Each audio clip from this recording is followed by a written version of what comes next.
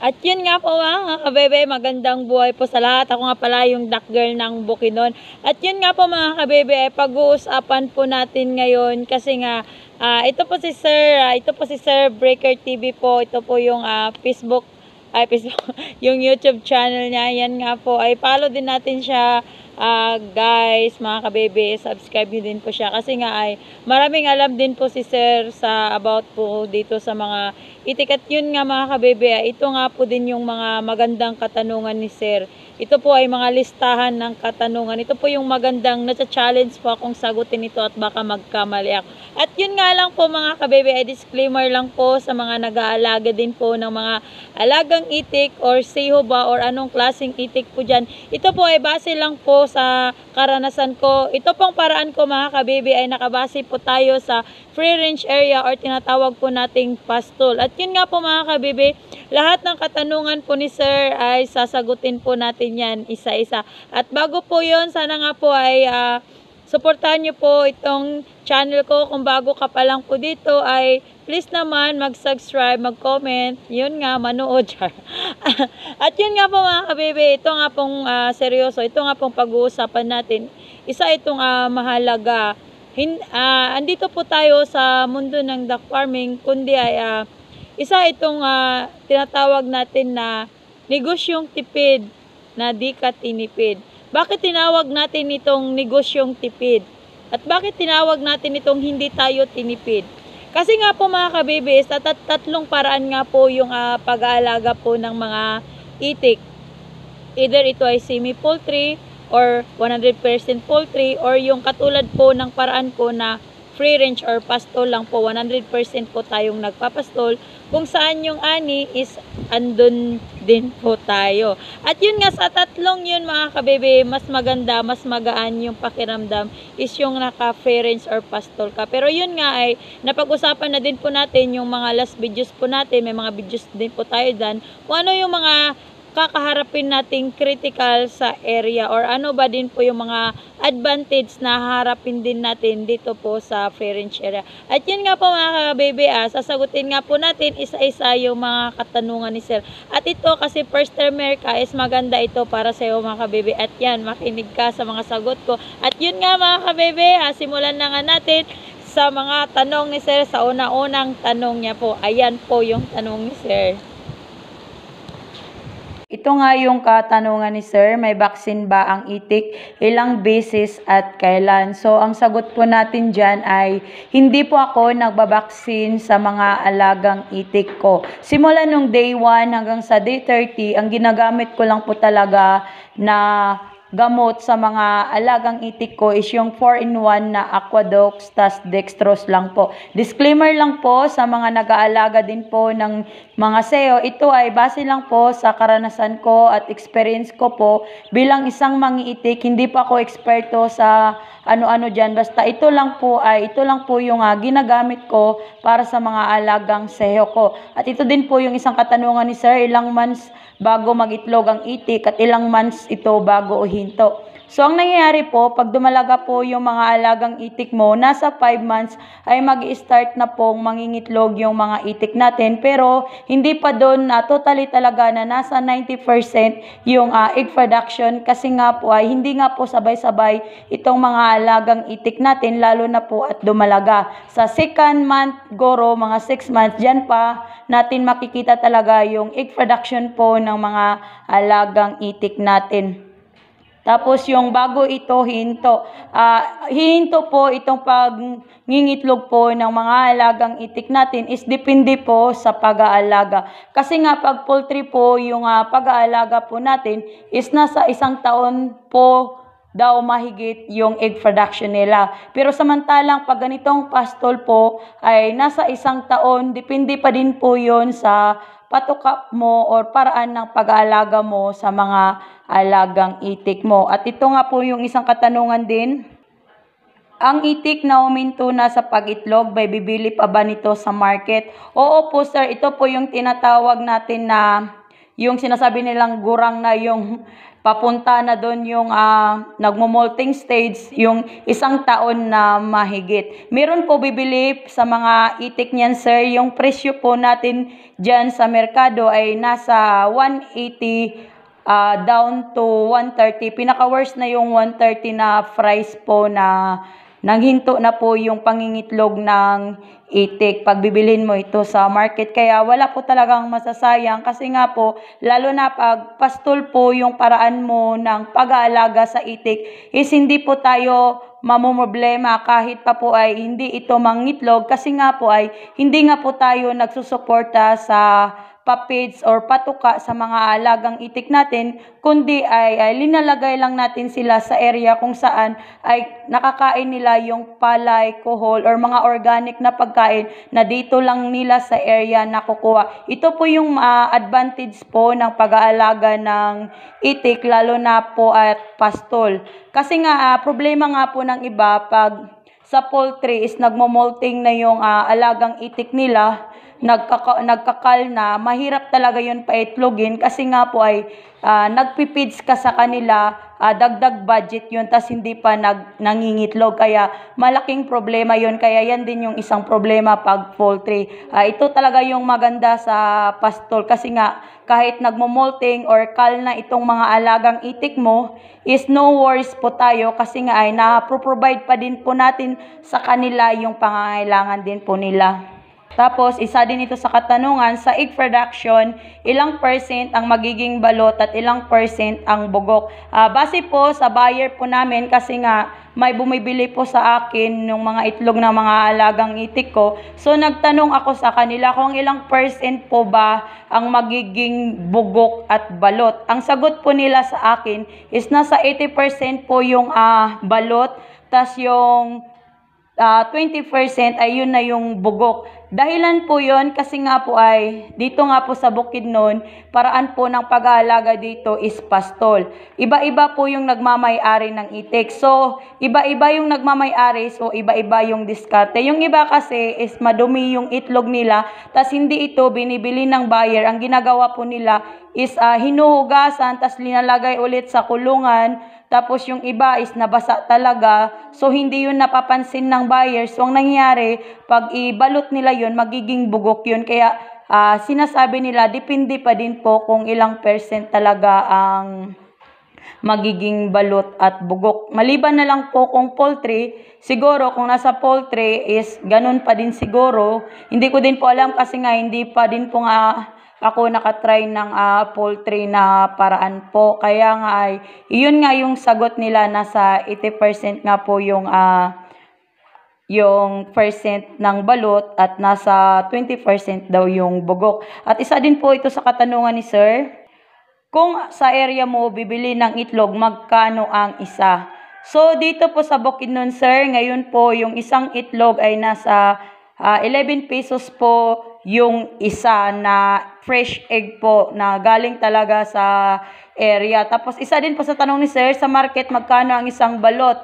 So ngayon po yung balot po dito is yung isang tray is nasa 450 po yung isang tray. Tapos isa din po sa katanungan ni sir, sa feeds anong klaseng layer ba? Duck layer po yung ginagamit natin, sir. Lalo na po ay dumalaga po yung mga alagang itik natin bago po yung araw talaga or buwanan nila is 1 month before is magpakain ka na po ng duck layer.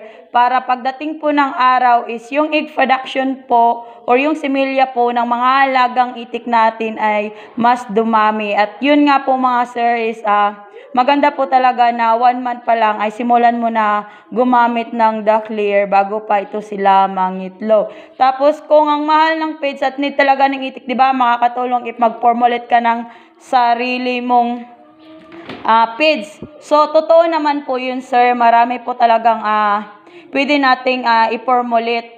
Katulad na lang po ng marami naman dyan yung mga yung asola, number 1 na yung asola, may yung cauliflower pa yun. Marami po talagang mga organic din na pagkain na pwede din po natin ihalo sa feeds. Pero sa paraan ko po kasi sir is nasa pastol lang po yung paraan ko. So ang nangyayari po sir is kung nagpapakain man ako ng patoka sa mga alagang itik ko, is yung feeds ay hinahaluan ko na lang ito ng palay. Kasi nga po ay katulad ng sinabi ko ay hindi po ako umaasa talaga sa duck layer, kundi ay inaasa ko lang talaga sa area kung ano lang po yung makakain nila. At isa din po sa katanungan ni Sir, tama ka Pastol, laking tipid. Wala bang disadvantage ito sa farmers? Totoo po talaga, ito po talagang itik. Ito yung tinatawag na negosyong tipid na di ka tinipid. Bakit di ka tinipid?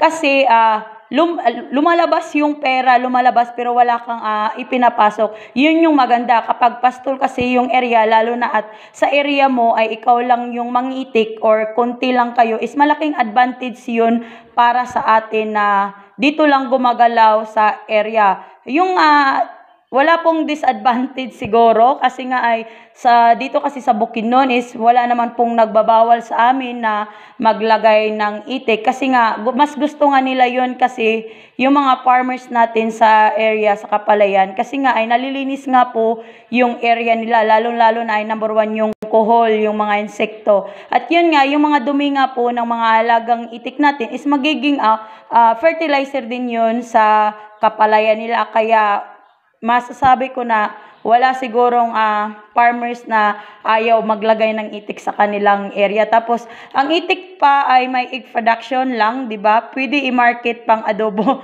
or restaurant.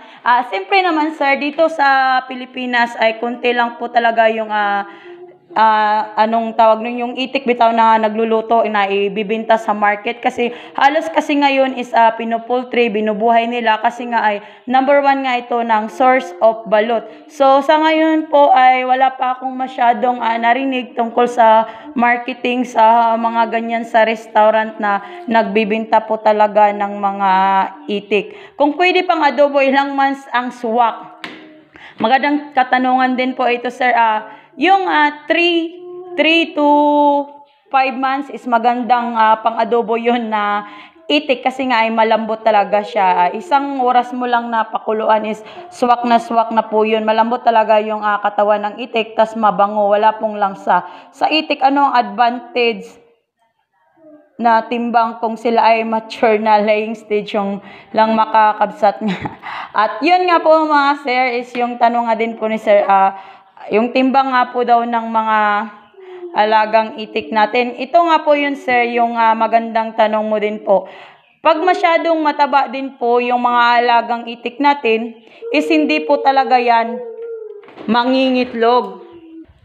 Kaya nga po ay magandang katanungan ito. Kaya kung mag-aalaga ka man po ng mga itik, much better na yung timbang ng itik mo, hindi naman kailangan talaga na isa-isahin mo timbangin lahat ng mga alagang itik mo, lalo na at marami po yung mga itik mo. So, ang advice ko lang po dyan is wag mong masyadong masobrang mataba yung mga alagang itik mo kasi walang mataba na itik na nangingitlog. Lalo na po at ito ay poultry feeds po ay hindi po talaga yan tataba kasi nga ay alam na po kung ano yung ilang kilo per head po yung pwedeng kainin po ng mga alagang itik. Ang disadvantage din po pag naglagay ka ng gram dyan sa alagang itik mo, lalo na po at poultry ito, ay hindi din po natin masisigurado na yung itik na, example lang ito nasa 180 grams yung kakainin niya sa isang araw, is hindi po talaga natin yun totally talaga na masasabi na makakain niya yun. Kasi nga, sa sobrang dami nila is pwede din po na mag-aagawan din po yung iba. So, ang advice ko lang din po dyan is tama lang po talaga yung pag-aalaga ng itik natin. Dapat ay ibalanse po natin yung katawan ng mga alagang itik natin. Kasi makikita din naman natin sa mga alagang itik natin kung ito po ba ay mapayat or mataba. Advice ko lang din po sa iba na kung nagsisimula ka pa lang, lalo na at ready to lay na itong mga alagang itik mo, lalo na pag ipapastol mo ito, is yun nga yung advice ko sa'yo.